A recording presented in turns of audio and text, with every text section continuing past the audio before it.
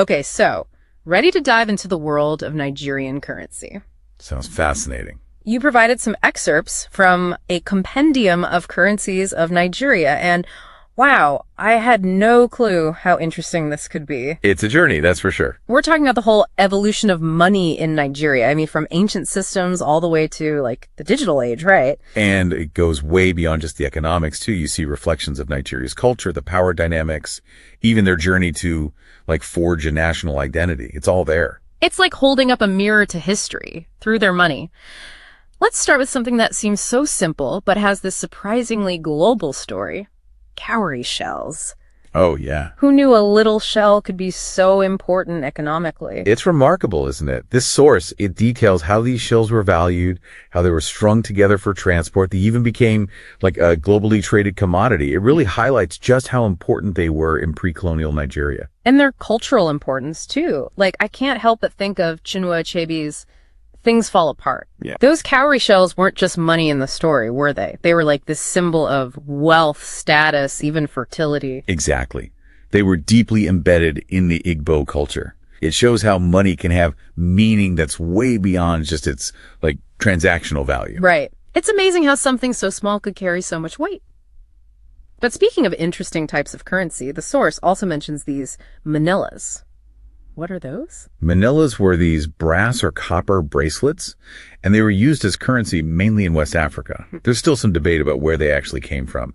Some theories say they were from shipwrecked European goods, while others argue that they were uniquely African creations. A real economic mystery. The source mentions something called Operation Manila. What was that about? Oh, right. In 1949, the British, they started this massive effort, Operation Manila, to get rid of these bracelets and replace them with British West African currency. So basically, a way to assert their own economic control. But why target the manillas specifically? Think about it. They're trying to establish this centralized, standardized system, but then you've got this major form of currency that's valued inconsistently. It's hard to control. Ah, I see. The bracelets didn't really fit into their grand plan. Exactly. Plus, by backing their own currency, they could influence trade and have more control over the region's whole economy. So they were kind of pulling the rug out from under the existing systems that were already in place. To some extent, yeah. And it wasn't a perfectly smooth transition either. The Compendium mentions that there was some local resistance, even some economic disruption as people adjusted. Makes you think about the power dynamics at play, right? Definitely. Like the ripple effects of those decisions. But even with this new British West African currency, there were still some bumps in the road, right? Yeah. The source mentioned something about emergency notes. Oh, absolutely. In 1918, just after World War I, there was this huge surge in the demand for currency. The West African Currency Board, they struggled to keep up. They tried introducing these £1 notes, but people weren't really ready to embrace paper money just yet. It was still a new concept for a lot of people. Interesting. So what did they do? Just like make more coins? They did ramp up coin production, but they needed a more immediate fix too. The Bank of England, they authorized the printing of these, get this, salmon 1 shilling replacement notes. Salmon-colored money. That's unique. Why were those necessary, though? They were meant to be a temporary solution while more coins were being produced. However, there was a bit of a miscommunication. Oh, no. Before the salmon notes even made it to Nigeria, the authorities there, they were afraid of a shortage. So they went ahead and issued their own emergency notes, 1, 10, and 20 shilling denominations. So 2 sets of emergency notes back to back. What a mess. Right. And to make it even more interesting, once those salmon notes finally arrived, they recalled and destroyed the Nigerian ones, making them crazy rare today. Talk about a collector's item. This whole period feels like this whirlwind of trial and error, just trying to find some stability. It really does. It shows how, even though they were imposing this new system, those early years were full of these unexpected challenges. They had to think on their feet. And it wasn't too long after that things really changed for Nigeria. A whole new chapter, and their currency was right there in the middle of it. You're talking about their independence in 1958, right? Yeah. That's when they got the Nigerian pound. Must have been an amazing time. Imagine that feeling. New symbols, new faces on the banknotes.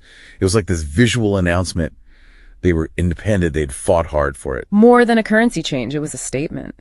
Did the compendium actually go into detail about switching from the British West African currency to the Nigerian pound? It did. It pointed out that even though they brought in the Nigerian pound in 58, there was another big change in 62 to really solidify their independent system. Oh, interesting. What did they change? They tweaked the legal tender status of some coins to break away from the British West African system completely. It's a small thing, but it shows how committed they were to standing on their own 2 feet financially. Subtle, but powerful. Okay, so they had the Nigerian pound, but then we get the Naira, right? When did that happen? The Naira came a bit later, in 73. Mm-hmm. And that marked another big shift, because they decided to decimalize their whole currency system. Decimalization. Okay, explain that one. Why was that such a big deal? I know, it seems technical, but picture this. Going from a system with pounds, shillings, and pence to one that's just Naira and Kobo. It simplified everything, trade, doing calculations, everyday transactions. So it wasn't just a new name, it was modernizing the whole system. Absolutely. They streamlined it and at the same time distanced themselves even more from their colonial past. They were the driver's seat now, shaping their own economic future. And what better way to show off this new era than by putting their own national heroes on the banknotes? The source mentioned that was a turning point. It really was. You start to see the human side of the currency coming through. So who were some of the first faces to be on the Naira? In 77, they chose to honor General Murtala Muhammad, put him on the 20 Naira note. And this was just 1 year after he was assassinated in a coup. Oh, wow. To feature him so soon after his death, that's really powerful. It really is. It shows how much he meant to the nation. Then in 79, they introduced new notes, 1, 5, and 10 Naira notes. Each one featured another national hero, Sir Herbert Macaulay, Sir Abubakar Tafawa Balewa, and Dr. Alvin Azina Ikoku.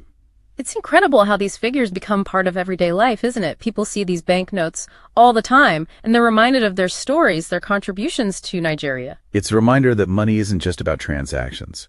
It's about shared history. It's about national identity. It's about the values that a country decides are worth celebrating. But like any country, Nigeria faced its challenges along the way, too. And did those challenges play out in how their currency evolved? The Compendium mentioned something about a color change. Oh, yeah. In 1984, under the military government, they changed the colors of all the banknotes, except for the 50 Kobo note. Why the sudden makeover? It was a strategic move to fight back against currency trafficking, which had become a huge problem.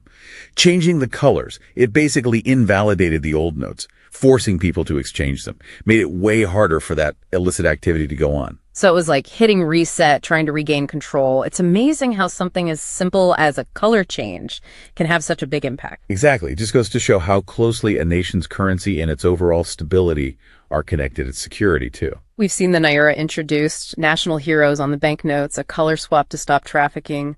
What other changes did they make to their money as they found their feet in those early years? Well, in 91, they brought in a brand new denomination, the 50 Naira note. It was specifically designed with imagery that reflected national unity, a really important theme at that time. A symbolic choice, for sure. Anything else changed that year? Actually, yeah. 1991 was also when they switched from paper to coins for the 1 Naira and 50 Kobo denominations.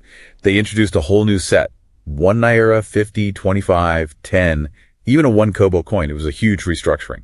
A complete overhaul? Were those the last big changes to the physical money? Not quite. A country's money, it has to keep up with its economy, right? Right. So throughout the late 90s, early 2000s, they introduced a bunch of new denominations to reflect how things were changing. It's like they're on this roll, adding new faces and denominations left and right. They were. In 99, you get the 100 Naira note with Chief Obafemi Awolowo. Then 2000, the 200 Naira note. That one featured Alhaji Sir Amadou Bello. Wow. It's really interesting to trace the progression, see how each denomination shows a part of Nigeria's history. It's like a timeline you can hold in your hand. And it sounds like they put a lot of thought into who they chose to be on those notes. Did they stop there, or did they keep going with even bigger denominations? Well, they kept going. As the economy grew, they needed those larger amounts. So in 2001, they added the 500 Naira note. Okay. Dr. Nnamdi Azikiwe was on that one. And finally, 2005, we get the big one, the 1,000 Naira note. That was a huge leap in value. The 1,000 Naira note. That's a far cry from those early days with the cowrie shells and the manillas, who ended up on such a significant note. They went with a financial leadership theme for that one.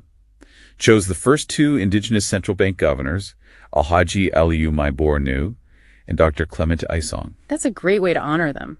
But they didn't just introduce new notes, right? The Compendium talked about redesigns, too. What was the reason behind that? You're right, they weren't done yet. In 2007, they revamped the designs for the lower denominations, the 5, 10, 20, and 50 Naira notes. Oh, and they redesigned the 1 Naira and 50 Kobo coins, too. A whole new look. Was that just for looks, or was there something else going on? Well, looks might be part of it, but redesigns usually have a more practical reason. They're really important for things like fighting counterfeiting. That can be a huge problem. Yeah, makes sense. You gotta stay ahead of the game. For sure. Redesigns, they let you add new security features, change the materials to make the money last longer.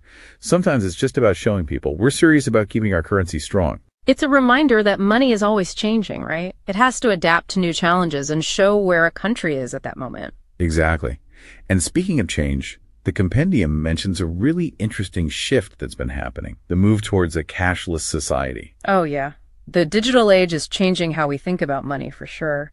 What did the source say about how that's going in Nigeria? It highlights that, like a lot of places that rely heavily on cash, Nigeria has some big challenges to overcome.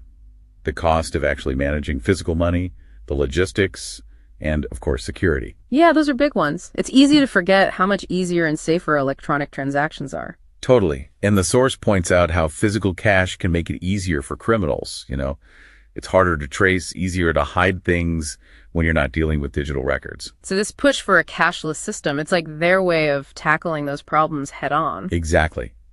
They're looking at all kinds of solutions. Electronic payment platforms, mobile money, getting more people to use debit and credit cards, anything to rely less on physical cash. It's kind of mind-blowing when you think about it. Growing from cowrie shells to mobile payments. Yeah. It just shows you how adaptable we are when it comes to money. It speaks to something fundamental, right? Hey. We're always looking for those better ways to exchange value.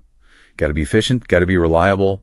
This has been incredible. We've gone from ancient barter systems to high-tech digital transactions. It's amazing what we've learned about Nigerian currency. It really shows you. Currency is about way more than just buying and selling. It's a reflection of a nation's whole story, what they've been through, their victories, how they've evolved. Beautifully said. So as we wrap up, what's the one big takeaway you hope our listeners will remember? I hope the next time they see a Naira note, they take a second, look at it, and think about its story. It represents centuries of history, culture, economic change. It's all there. And for everyone listening, think about this. As technology just keeps advancing, what will happen to the Naira? What will happen to money as we know it? It's something to think about as we move into this unknown future.